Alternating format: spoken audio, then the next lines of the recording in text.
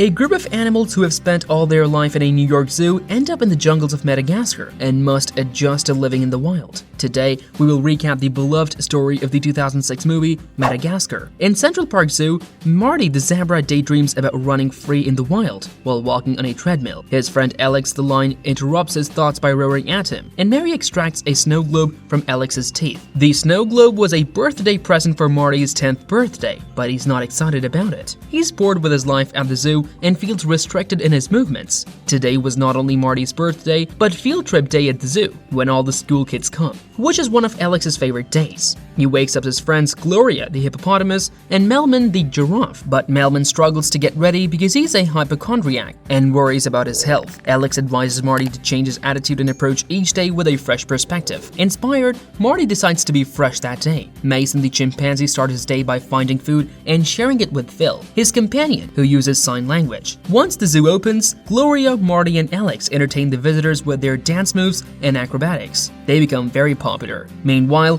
4 penguins at the zoo are digging an escape tunnel using plastic spoons and popsicle sticks, but their tools keep breaking and slowing them down. Marty is surprised when the grass in his enclosure bulges upward and the heads of Skipper and his penguin friends appear. They had hoped to be in Antarctica, not Manhattan, and quickly return to digging their escape tunnel, swearing Marty to secrecy. After the zoo closes, Marty, Gloria, Melman, and Alex receive VIP treatment with their preferred food, massages, and acupuncture. It's the best they can hope for in their confined life. For Marty's birthday, Gloria gives him a cake, while Melman gives him a thermometer without mentioning it's his old rectal thermometer, causing Marty to accidentally put it in his mouth. Marty's birthday wish is to go to the wild, but his friends are skeptical. They discuss where the nearest wild might be, with Gloria suggesting Connecticut. Alex warns Marty that he won't find the luxuries he's used to in the wild. When Marty asks if his friends aren't curious about the world beyond the zoo, they all say no. To cheer Marty up, Gloria sends Alex to give him a pep talk. Alex sings to get Marty to join in, but the noise disturbs the other animals,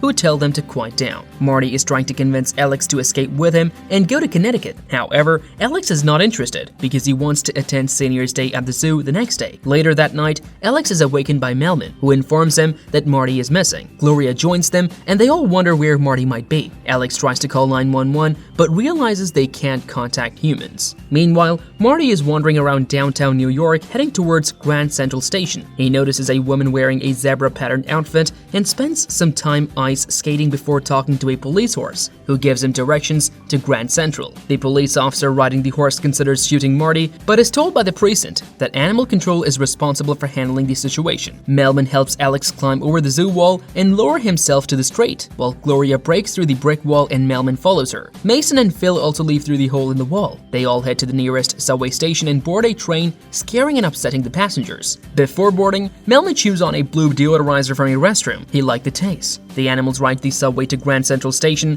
where Marty went. People freak out and run whenever they see Alex, even though he has no intention of harming them. However, one lady isn't afraid and even hits him with her purse, calling him a bad kitty. When they finally find Marty, Alex tackles him and then hugs him, showing a mix of concern, relief, and anger. Marty explains that he was planning to return to the zoo in the morning after his trip to Connecticut. Hundreds of police officers arrive and surround the animals, who are joined by the penguins and chimps. The humans are scared and especially afraid of Alex, except for the old woman, who kicks him in the groin. Alex tries to reason with the police, but they don't understand him, so he roars like he does in his zoo performances. The animal control officer finally tranquilizes Alex, and he wakes up back at the zoo with an animal rights activist giving a speech about returning the animals to the wild. When Alex wakes up, the animal control shoots him with multiple darts, causing him to fall asleep again. The next time Alex wakes up, he is in a wooden crate with Marty, Gloria, Melman, the penguins, and the chimps. They are on a ship sailing to Africa, labeled for the Kenyan Wildlife Preserve. Phil reads the label and informs the others. Reiko regurgitates a paperclip to unlock the box containing the penguins. They disable a crew member and knock out the captain before making their way to the ship's bridge.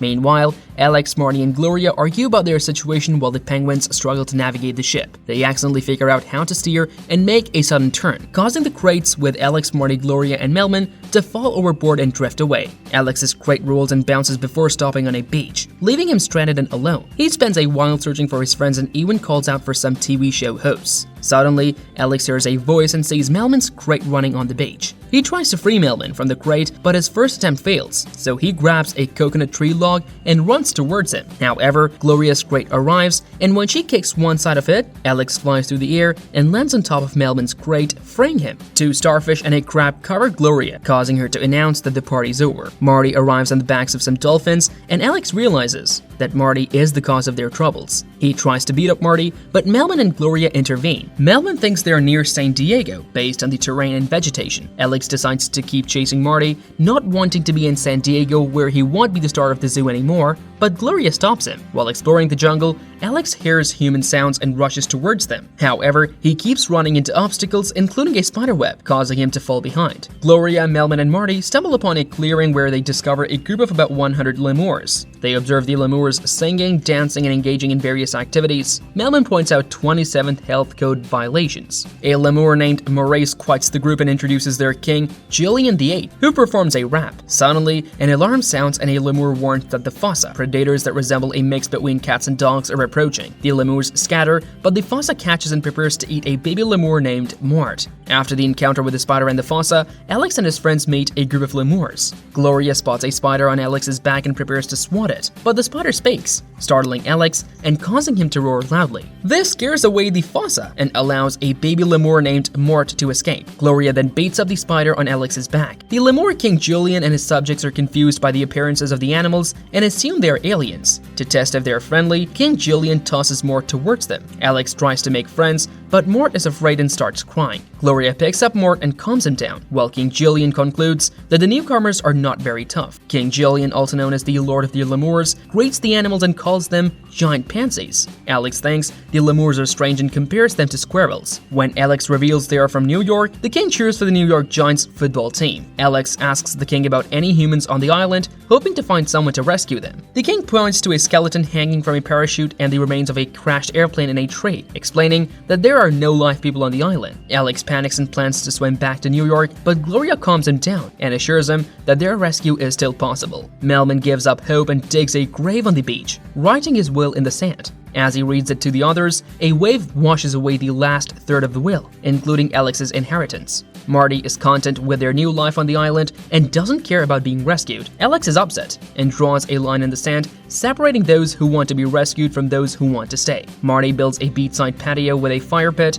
and lounge chairs on his side of the line. Alex creates a large statue called the Beacon of Liberty, which he plans to set ablaze when they spot a rescue ship. Melman struggles to start a fire for them, but eventually sets the Beacon of Liberty on fire by accident. It burns down, much to Alex's disappointment. Meanwhile, the lemurs discuss making friends with the New York Giants, hoping they will protect them from the fossa. Maurice questions why the fossa are afraid of Alex, and if the lemurs should also be afraid of him, but no one seems worried. Back on the beach, Alex builds a new structure, spelling out help with coconut logs. Melman and Gloria join Marty on the fun side of the island, sitting near the fire pit under an umbrella. Marty invites Alex to join them, but he refuses, and while sulking, the P in his help sign collapses. Later, Alex decides to apologize and join the group. Marty welcomes him and serves him a drink in a coconut shell, which turns out to be seawater until the plumbing is fixed. They all sip and spit out the drink. Marty then offers them seaweed on a stick, which Gloria and Melman enjoy, but Alex chokes on it, craving meat instead. He falls asleep and dreams of steak, licking Marty's backside by mistake. When asked, Alex pretends he was counting Marty's stripes. Meanwhile,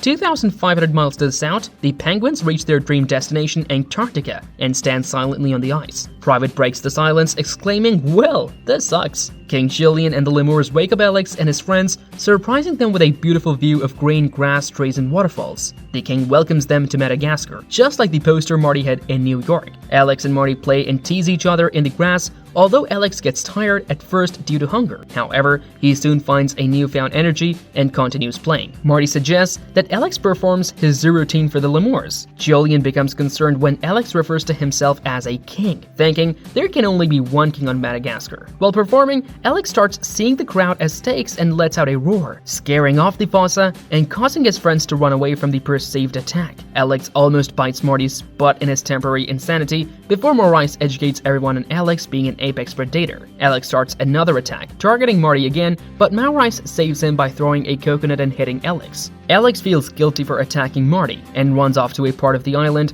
where the fossa live. He creates a jail for himself with sharp sticks in the ground. Marty, Gloria, and Melman also find themselves in the land of the predators and witness smaller animals being eaten by larger predators. They hear a boat horn and rush to the beach to see their original ship turning around to head to the island. Marty wants to go find Alex, but Gloria stops him, knowing it's too dangerous for him. The ship reached the island and the bow touched the beach, surprising Melman, who was standing there. The anchor dropped and the 4 penguins appeared. Gloria asked about the ship's people, and Skipper joked they were on a slow lifeboat to China. Meanwhile, while the ship was landing, Marty left to find Alex, who was locked up. Alex talked to Marty but then attacked him out of hunger. He regained control and hid in the rocks, but Marty followed to convince him to come along. Alex didn't reply. The fossa surround Marty, ready to attack, but he managed to escape and calls for help. Luckily, Melman and Gloria arrive just in time. Melman grabs Marty and carries him to safety, while the penguins distract the fossa with a flare gun and a makeshift device made from the ship's steering wheel, knocking them out. Later, Alex appears and pretends to attack Marty, claiming him as his territory and meal. Marty is scared, but Alex reveals it's just a show. Alex lifts Marty, Gloria, and Melman above his head, claiming ownership over them to scare off the fossa. He then attacks the fossa, causing them to flee, while he yells at them never to return. The king is pleased with the outcome, and back on the beach, Rico makes sushi for Alex, who ends up liking it and orders 300 pieces to go. At the Thank You Freaks banquet hosted by the Lemurs, everyone enjoys themselves, and they share a toast by taking a sip from their coconut cups and spitting it out together. Marty expresses his contentment with staying on Madagascar or returning to New York as long as he can be with his friends. They ultimately decide to return to New York. The king gives Alex his crown and dons a larger one with a live gecko on it. Marty, Alex, Gloria, and Melman board the ship along with the chimps,